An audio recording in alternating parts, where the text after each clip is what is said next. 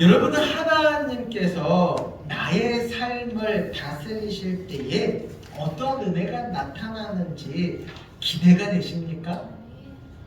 경험하고 싶지 않으세요? 아니면 믿어지십니까? 오늘날 이 시대가 하나님의 능력을 믿는 것 자체가 어려운 시대라고 이야기를 합니다. 왜냐하면 부족함이 없이 많은 것을 누리며 사는 시대이기 때문에 그렇습니다.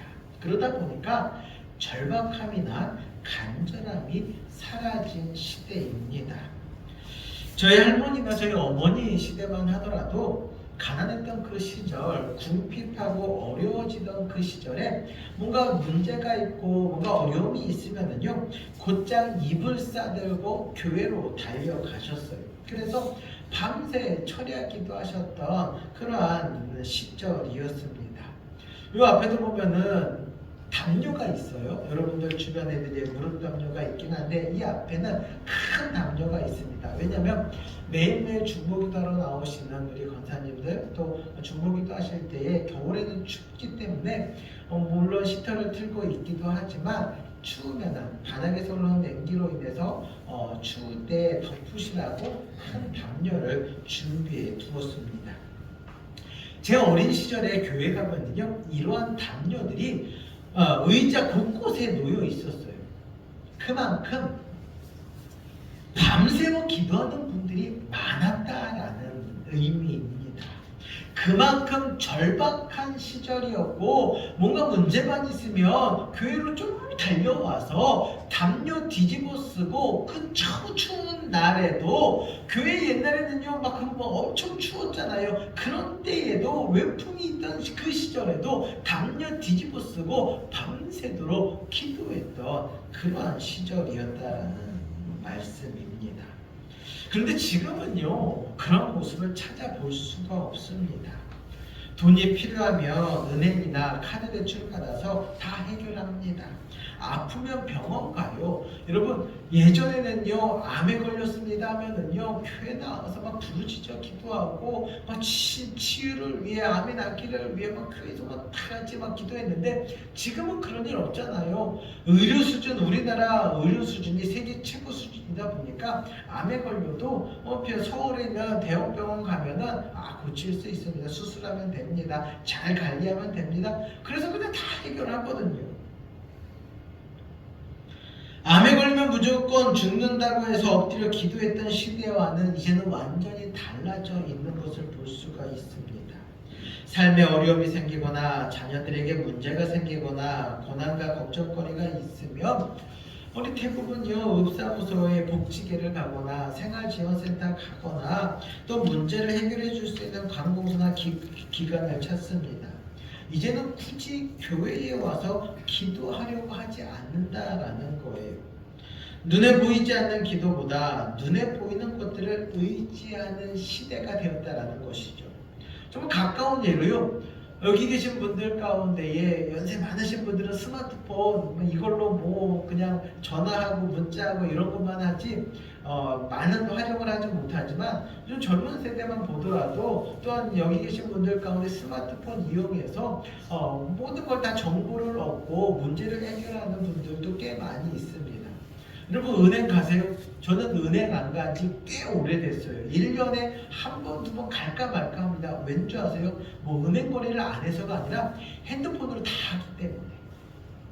핸드폰 안에 모든 정보가 있고 제가 필요한 거 원하는 것들을 어플 다운 받아가지고 국민연금도 아니면은 건강보험도 또한 정부24 복지 국세청 이런 것도요 다 핸드폰으로 다 해결을 합니다. 그러니까 핸드폰 안에서 다 해결할 수 있으니 굳이 관공서나 아니면 어디로 찾아가고 민원을 하고 할 필요가 전혀 없는 거예요. 문제 해결이 이 안에 가까이 다 있기 때문에. 그러다 보니까 요즘 이 시대에는 잘 사는 나라 생활의 편리함, 안정된 삶에서 우리가 기대고 피할 곳이 굉장히 많아졌다라는 의미입니다. 그래서 이제는 위기가 닥쳐도요 기도하려 하지 않아요. 절박함이나 갈급함이 사라지니까 기도할 줄도 모르고 또한 기도도 잘 나오지 않는 시대가 되어버렸습니다. 작년 한 해 동안 우리 성도들을 보면서 기도합시다, 기도해야 되는데 이런 말을 제가 참 많이 했던 것 같아요. 저 가정을 보면은 분명히 기도가 필요할 때이지만 기도하는 방법을 모른다고 하면서 기도하지 않습니다. 기도가 필요할 때이지만 기도보다 다른 것에서 이 문제를 해결하는 방법을 찾는 모습들을 볼 수가 있었습니다. 기도가 필요할 때에는 예배에 나와서 말씀으로 무장하고 기도해야지 깊은 기도를 할 수 있는데 절박함이 없으니까 예배에 나오지 않게 되고요. 기도할 줄 모르니까 기도가 더 이상 나오지 않는 거예요. 그래서 믿음이 자라나지 못하면 하나님의 다스림 밖에 거할 수밖에 없다라는 것이죠. 오늘 말씀은 남유다의 4대 왕, 네 번째 왕인 여호사밧 왕에 대한 이야기입니다. 여호사밧 왕에게 최악의 위기가 닥쳤어요.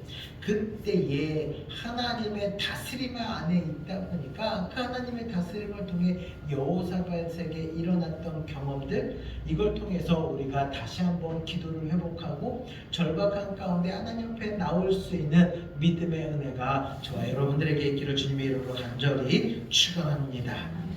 첫 번째로 여호사밧 왕은요, 전심으로 하나님을 경외하는 왕입니다. 성경은 여호사밧에 대해서 다윗의 처음 길로 행한 왕이다, 바알들에게 구하지 않은 선한 왕이라고 평가를 합니다. 보통 성경에서 다윗 왕처럼 행했다라고 하면은요, 선한 왕이에요. 한 믿음의 왕이고 하나님을 경외하는 신앙이 좋은 왕이었던 것을 볼 수가 있습니다. 여호사밧 왕은 아버지 아사왕처럼 남유다에 있는 산당들, 아세라 목상들 다 없애는 종교 개혁을 단행합니다. 역대하 17장 6절 말씀을 우리 한번 다 같이 화면을 보고 읽겠습니다. 그가 전심으로 여호와의 길을 걸어 산당들과 아세라 목상들도 유다에서 제거하였더라. 아멘. 여호사밧 왕은요, 전심으로 하나님께서 원하는 길을 걸어갔던 거예요. 그래서 여기서 중요한 단어가 뭐예요? 전심이라는 것이죠. 전심으로 하나님을 섬깁니다. 그리고 말씀대로 다스린 결과 이 남유다 나라가 안정되고 견고해졌던 거예요. 그 대표적인 예가 여호사밧 왕 3년째 되던 해에 아주 특별한 일을 행합니다. 관료들을 레위인과 제사장들과 묶어서 각 성읍마다 파견을 하는 거예요. 관료들은 이 성읍을 다스리는 한마디로 말하면 고위 공무원입니다. 그러니까 이 관료들이 성읍에 있는 주민들을, 백성들을 다스리는 데 있어서 나라의 법보다 먼저 하나님의 말씀으로 다스리게 했던 거예요. 하나님의 말씀으로 다스리기 위해서는 그 말씀을 알아야 되잖아요. 율법에 정통한 레위인과 제사장들을 함께 묶어서 이 백성들을, 각 성읍에 있는 백성들을 다 가르치게 하는 것입니다. 한마디로 말하면은 이 원더급 사무소에 이 읍장만 있는 것이 아니라 바로 레위인들, 그리고 제사장들, 이 목사도 함께 가서 그 한 곳에 자리하게 되는 거예요. 그래서 강당에 백성들을 불러 모아놓고 말씀으로 가르치는 것입니다. 그리고 관료들은, 이 읍장은요, 공무들과 함께 말씀을 기초로 해서 백성들을 다스리는 것이죠.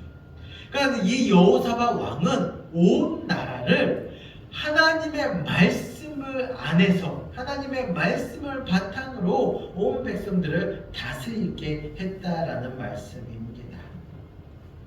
이렇게 하나님의 말씀으로 나라를 다스리니까요, 하나님께서 이런 여호사밧 왕의 믿음을 보시고 이 나라를 축복하시는데, 먼저는 유다 인근에 있는 나라들이 이 남유다를 두려워하게 만듭니다.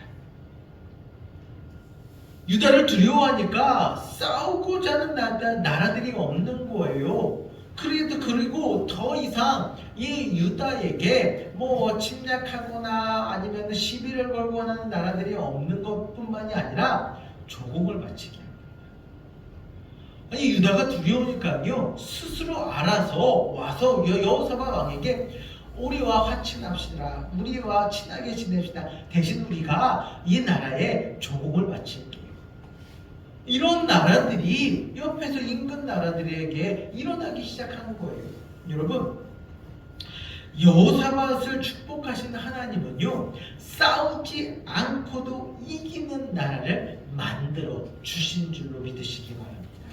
얼마나 놀라운 일입니까? 두려움이 있으니까 아예 조국까지 바치는 그런 은혜들로 가득 채워진 거예요. 삶의 예배, 주일 주신 말씀으로 한 주간을 살아내자고 계속해서 말씀을 드리고 있잖아요. 여러분, 이 말씀으로 한 주간을 살아내면 하나님께서 우리의 삶의 주변을 바꾸어 주실 줄로 믿습니다.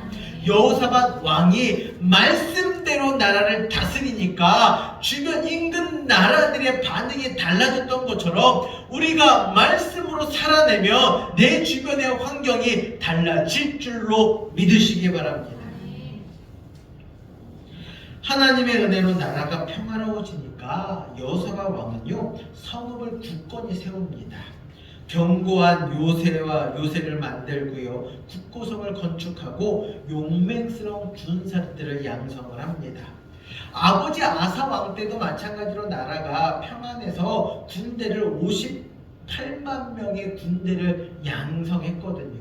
그런데 그렇게 막강한 군대를 만들었음에도 불구하고 구스라는 나라가 100만 명을 몰고 오니까 그 전쟁으로 인해서 어려움을 겪기도 했어요. 그래서 이 여호사밧 왕 때는요, 야 아버지 때를 본받아 2배는 양성하자.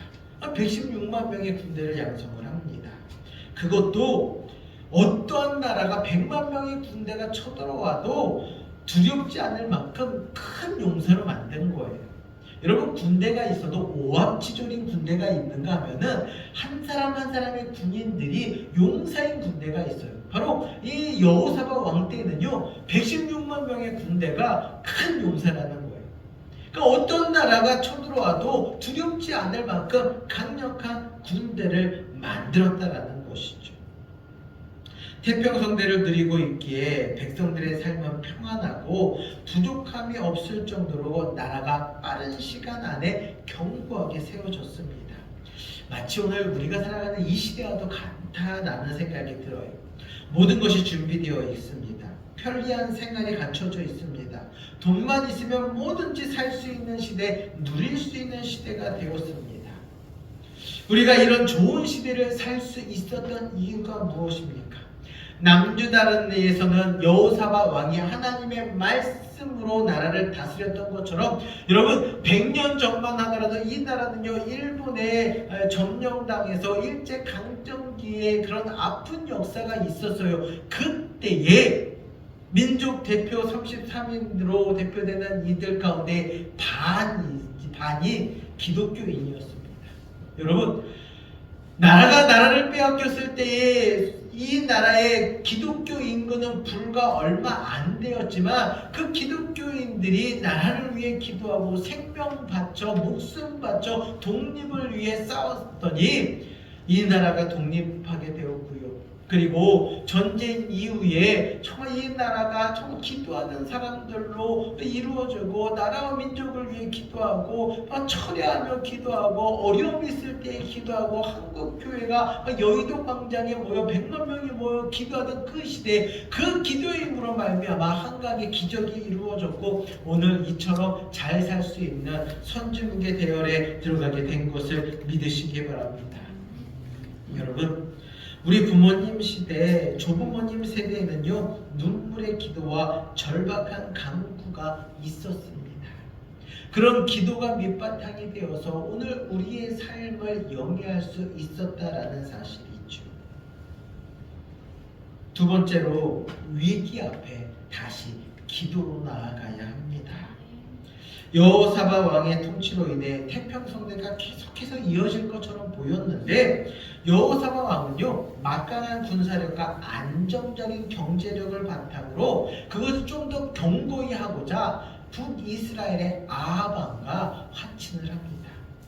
아합왕의 딸과 결혼을 한 거예요. 동맹관계를 맺었던 거예요. 여러분, 아합왕은 어떤 왕입니까?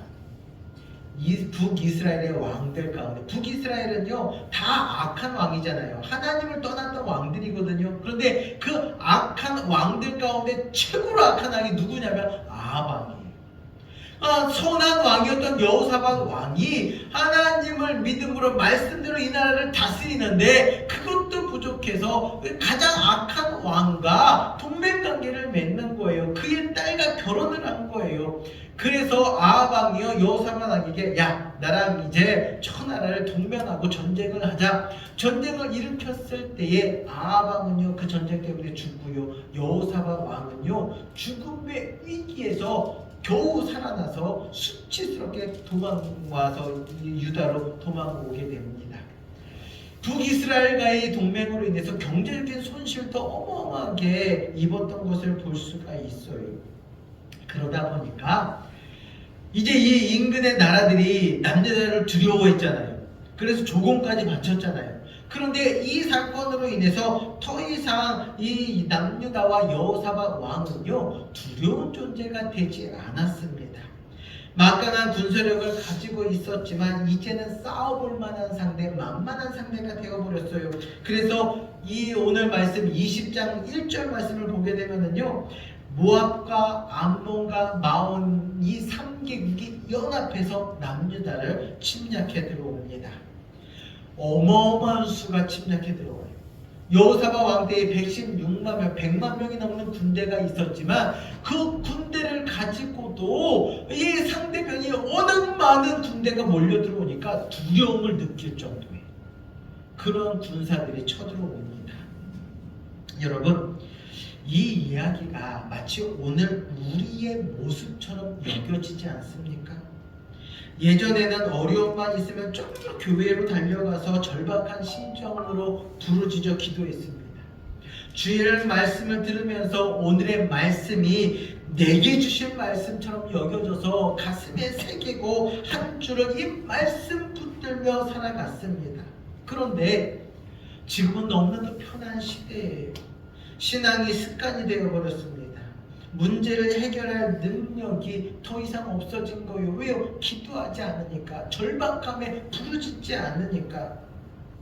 기도는 하지만, 그리고 기도는 하지만 말씀대로 기도자로의 삶을 살아가는 것이 오늘 이 현실, 우리의 모습이다라는 것이죠. 말씀은 듣고 있지만 나는 잘하고 있기 때문에 나 말고 믿음이 연약한 저 사람들이 들어야 될 말씀이라고 생각합니다. 나를 향한 말씀으로 생각하지 않는 거예요. 그리고 위기가 오고 어려움이 닥치면 더 이상 기도할 힘이 없어진 것입니다. 이미 잃어버렸기 때문에 그래요. 이미 습관처럼 되어버렸기 때문에 그렇습니다. 여러분, 얼마나 안타까운 사람들이 우리 앞에 놓여 있는지 모릅니다. 그런데 우리는요 이런 상황에서 여호사밧을 통해서 우리가 배워야 될 것, 주목해야 될 것이 있습니다. 바로 여호사밧 왕은 이러한 위기에 온 유다 전역에게, 온 백성들에게 금식하고 하나님께 기도할 것을 선포합니다. 3절 4절 말씀을 다 같이 읽겠습니다.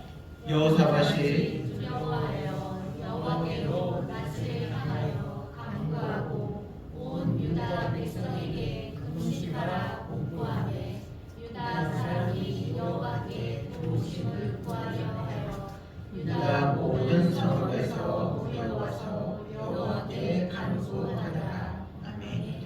여호사밧 왕은 절박함 때문에 하나님을 찾습니다.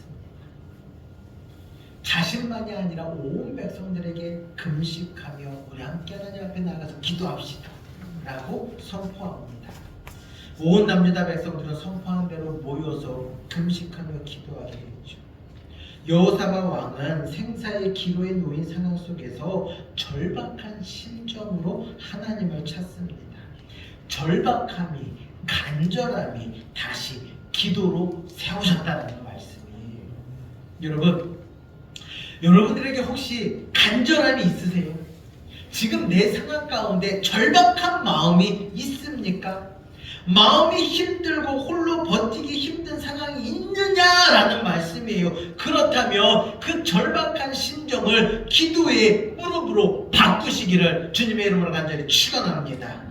여러분, 기도의 방법을 잘 모르시겠다고요? 기도를 어떻게 해야 될지 모르시겠다고요? 아니요, 여러분. 절박함 때문에 하나님을 찾는 것이 기도의 시작입니다.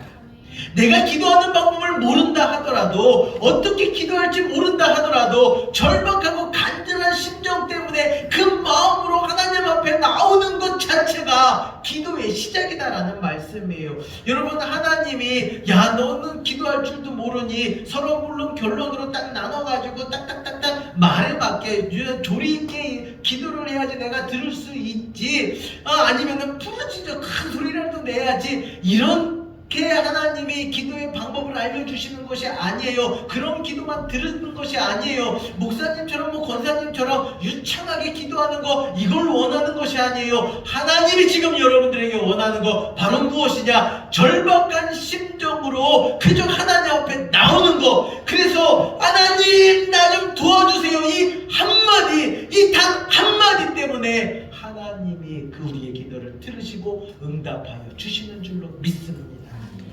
우리가 말 잘한다고 들으시는 것이 아니에요. 그 절박한 심정으로 그냥 이 자리에 나와서 하나님, 이 아버지를, 하나님을 외치는 것 한마디, 그 한마디 하나님이 들으시는 것, 바로 그 한마디라는 거예요.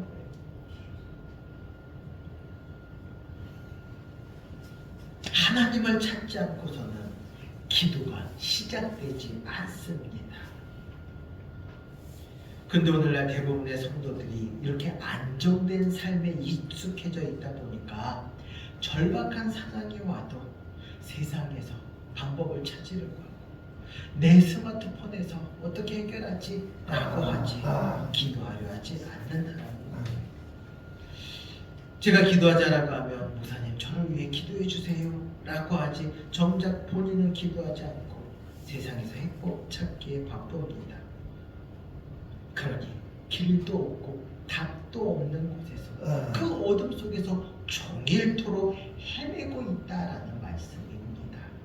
여러분, 이와 같은 상황에서 여러분들에게 방법을 제시할게요. 세 번째로, 감사와 찬송이 문을 여는 비밀번호입니다.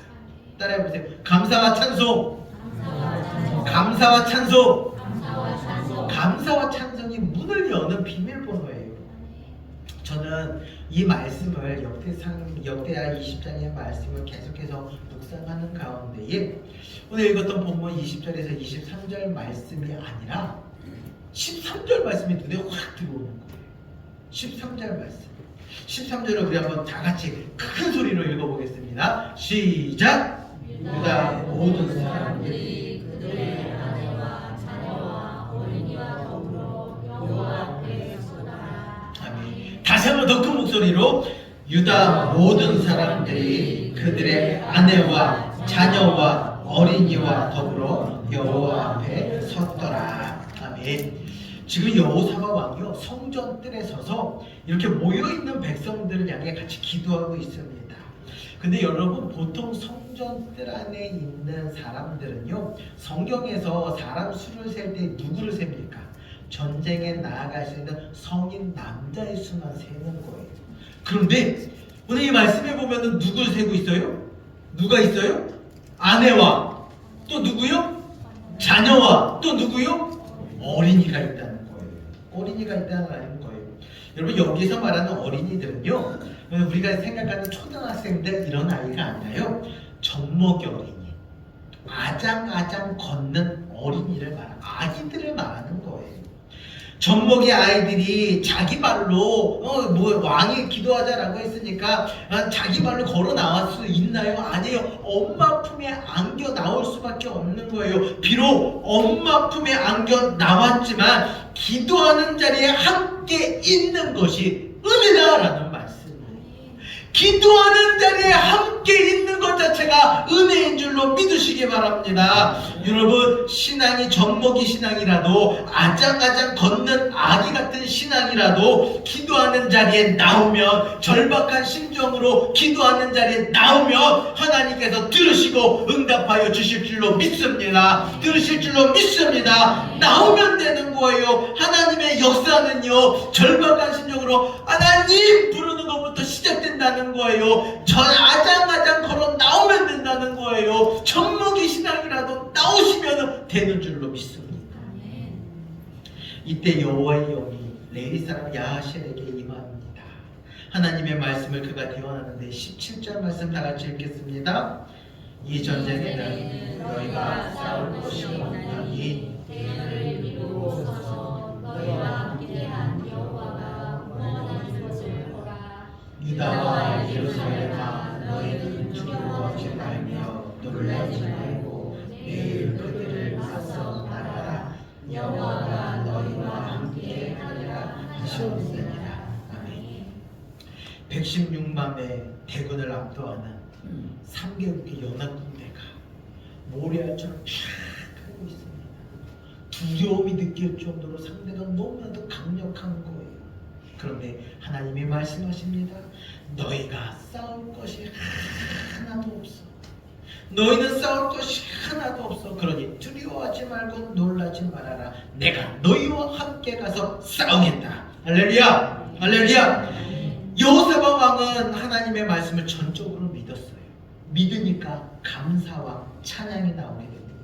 믿으니까 다음날 아침에 백성들을 불러 모아놓고 의논을 합니다. 어떻게 할까요? 하나님이 우리가 싸울 것이 없다고 하시는데 하나님이 싸우신다고 하시는데 우리가 이 하나님의 말씀을 믿을 때 우리는 어떻게 할까요? 그러자 온 백성들이 함께 의견을 모은 게 뭔지 아세요?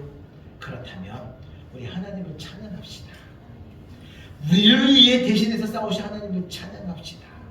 그래서 그 앞에 원래 여러분 전쟁할 때 새 선두에는요 가장 용맹한 군사들을 세우는 게 상식이잖아요.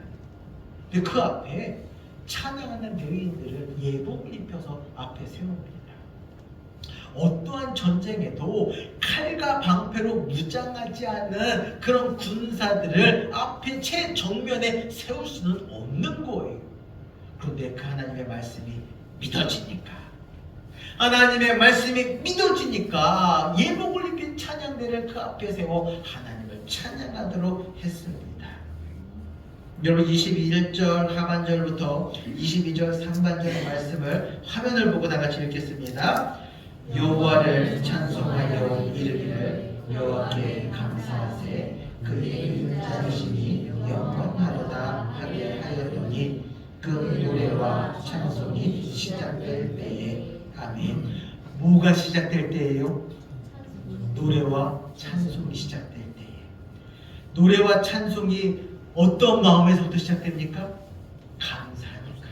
여호와께 감사하세. 여호와께 감사하세. 이 여호와께 감사하는 마음이요 노래와 찬송으로 시작될 때에. 어떻게 될 때예요? 시작될 때에.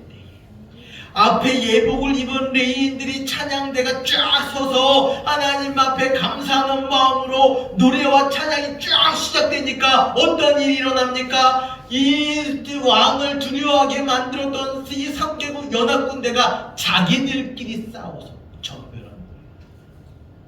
할렐루야. 아니 찬양대가 한 일이 아무것도 없어요. 만약 진짜 전쟁이 기본적인 전쟁이라고 한다면요 앞에 찬양대는 다 죽었을 거예요. 칼도 방패도 없는데 어떻게 이길 수가 있어요? 그런데 그 찬양대가 찬양을 시작했던 거예요. 찬양이 시작될 때에 적군은 전멸하게 됩니다. 아니 칼도 안 들었는데 이길 수가 있는 전쟁이 어디 있어요? 하나님이 하셨습니까? 하나님이 하셨습니까?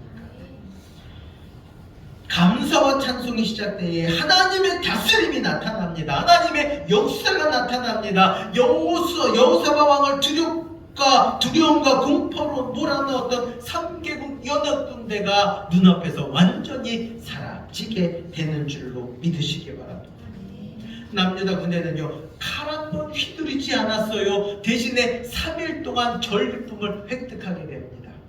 어마어마한 전리품들이 그냥 놓여 있는 거예요. 그런데 군사들이 원래 군사의 목적이 뭐예요? 칼과 방패로 나가 적을 무찔러야 되는데 칼과 방패 다 내버려 두고 3일이나 전리품을 다 가져오는 일에만 몰두했다라는 것이죠. 여러분 감사와 찬양은 우리의 절박함을 여는 열쇠이자 비밀번호임을 믿으시기 바랍니다. 여러분 집 문 열 때 뭘 누르세요? 비밀번호 누르시죠. 여러분 앞에 문제가 있을 때 뭘 눌러야 돼요? 감사 찬양. 따라해보세요. 시작. 감사 찬양, 감사 찬양, 감사 찬양. 감사 찬양을 누르시면 문이 활짝 열리는 줄로 믿으시기 바랍니다. 사랑하는 성도 여러분, 이처럼 하나님의 말씀을 듣고 반응하는 세 부류를 제가 한번 생각해 보았어요. 첫째는 아멘하고 믿기는 하지만 여전히 두려움으로 전쟁에 나아가는 부류입니다. 감사와 찬양이 문을 여는 비번이라고 말씀드렸지만 여전히 그것이 믿어지지가 않는 거예요. 그냥 여전히 두려움으로 쌓여 있습니다. 두려움이 더 큰 거예요. 그래서 제가 이렇게 이야기하면은 이런 분들은 저에게 이런 말을 할 거예요.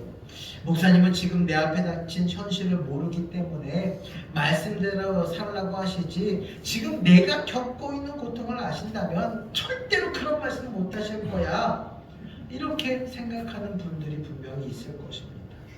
두 번째는요, 하나님의 말씀대로 이루어지실 줄로 믿습니다. 이루어질 줄로 믿습니다. 믿음으로 이렇게 선포하는 분들이 있어요. 여기 계신 분들처럼. 그러나 믿음으로는 선포하지만 그래도 전쟁에 나갈 때는 찬양대를 어떻게 앞세웁니까? 혹시라도 하나님이 있어와 어떻게 이기게 하신다고 하셨는데 그래도 나를 통해 이기게 하시겠지요. 찬양대 대신에 내가 앞서 나가서 싸우겠습니다. 또 신센 군사들을 앞에 세워서 적들을 물리치도록 하겠습니다.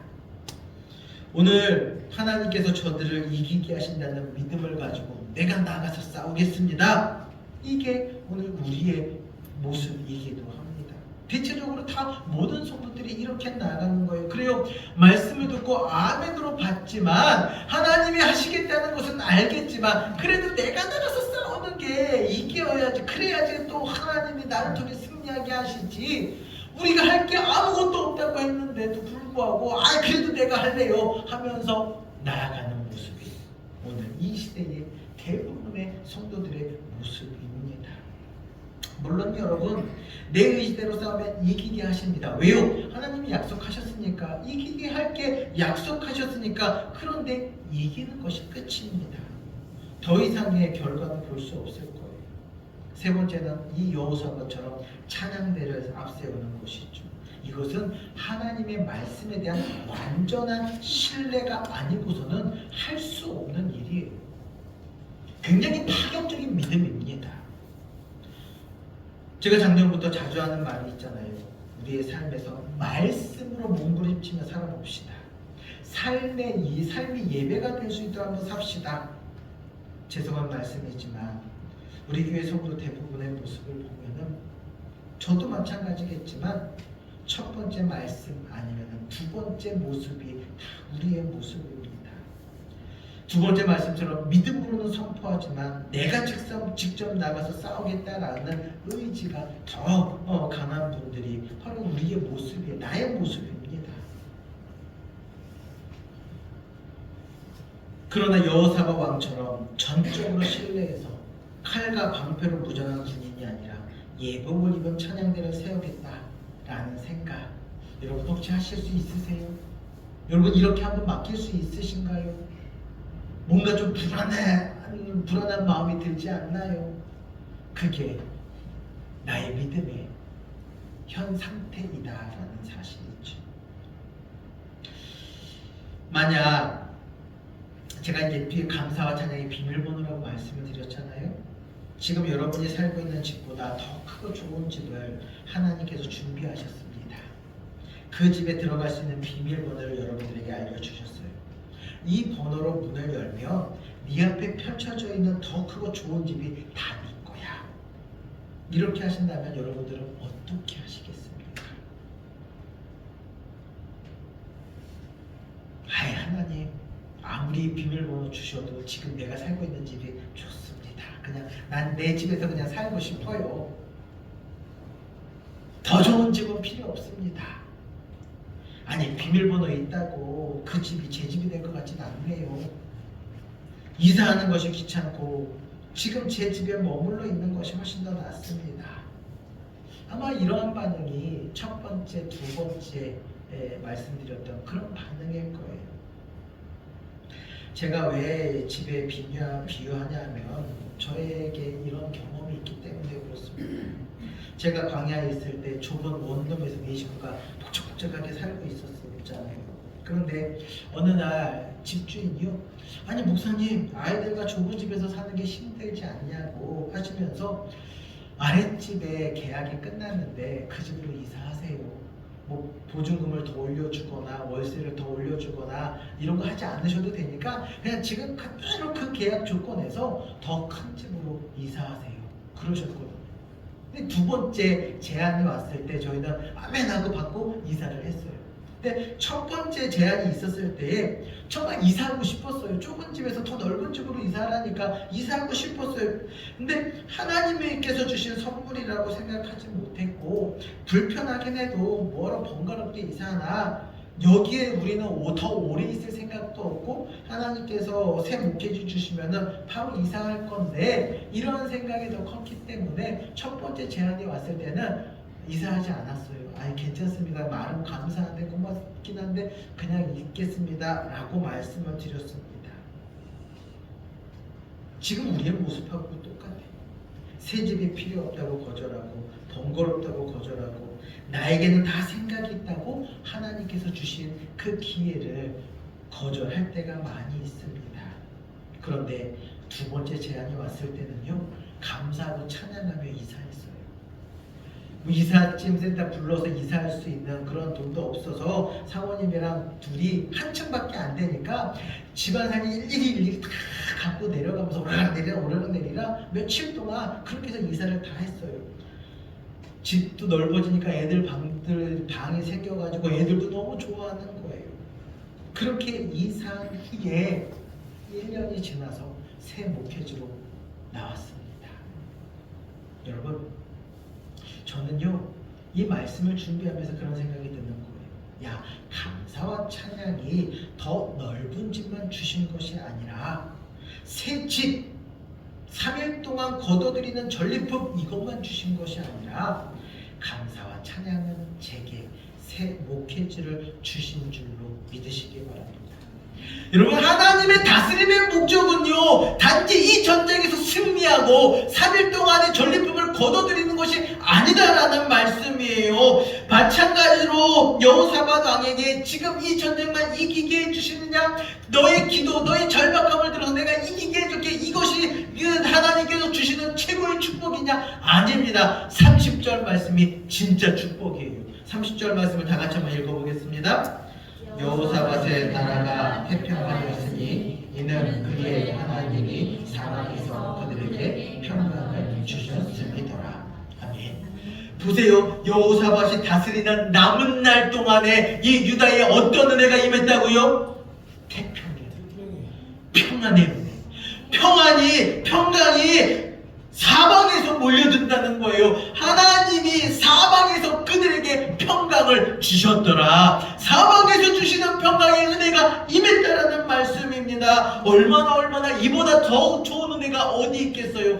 여호사밧은 두려운 저 적들에게서 이기게 해주세요. 하나님, 적들로부터 이기게 해주세요 라고 절박한 심정에 기도했는데 하나님은 걱정하지 마, 이기게 해줄게. 이 전쟁은 너희가 할 것이 아니야, 내가 하는 거야. 그래서 하나님이 이기게 해주셨고 거기다가 3일 동안 전리품까지 거둬들이는 축복을 주셨는데 이것이 다인 줄로 알았는데, 이것이 하나님께서 주시는 최고의 은혜인 줄로 알았는데 하나님은요, 너의 남은 평생 동안 내가 태평성대를 줄게, 사방에서 평강의 은혜를 너를 통해서 못 불어닥치도록 내가 해줄게.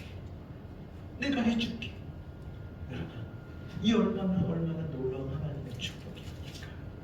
하나님의 다스림의 은혜가 임하니까 이와 같이 나는 생각지도 못했던 은혜까지도 하나님이 불어주시더라 라는 말씀이죠.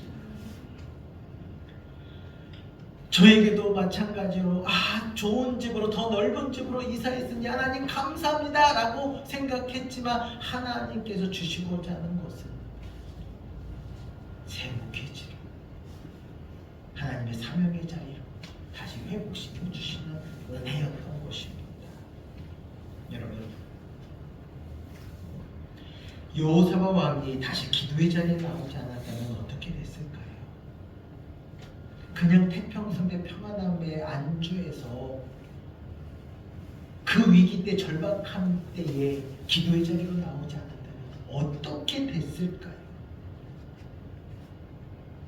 아니, 믿었지만 찬양대 대신에 군사들을 앞세웠다면 어떻게 됐을까요? 여러분, 오늘 이 말씀에 하나님께서 3일 동안 전리품을 거두어드리고 태평성대의 축복을 주셨던 그 은혜의 자리에 여러분이 주인공으로 서시기를 간절히 축원합니다. 여러분, 이 말씀을 듣고 나님, 나에게도 태평성대를 주시옵소서. 태평성대만 초점을 맞춰 기도하는 분에게는요, 절대로 태평성대를 경험할 수가 없어요. 이 말씀의 중요한 포인트는요, 여호사밧 왕은 두려움과 공포를 감사와 찬양으로 바꿨다는 것입니다. 여호사밧 왕은 감사와 찬양을 입으로만 고백하는 것에서 멈추지 아니하고 삶으로 살아내기 위해 찬양대를 앞세웠다는 거예요. 오늘 우리에게 있어서 가장 중요한 것은 뭔지 아세요? 입술의 고백이 아니라, 입술의 고백도 물론 중요하지만 그 말씀을 살아내고자 하는 은혜입니다.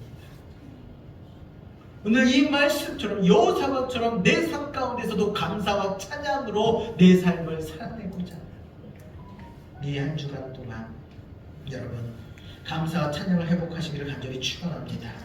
입으로만 감사와 찬양하지 마시고 말씀대로 살아내기 위해 지금의 상태에서 변하려는 몸부림이 있어야 되는 줄로 믿으시기 바랍니다. 그래야 하나님의 다스림의 권세가 저와 여러분 가운데 나타날 줄로 믿습니다.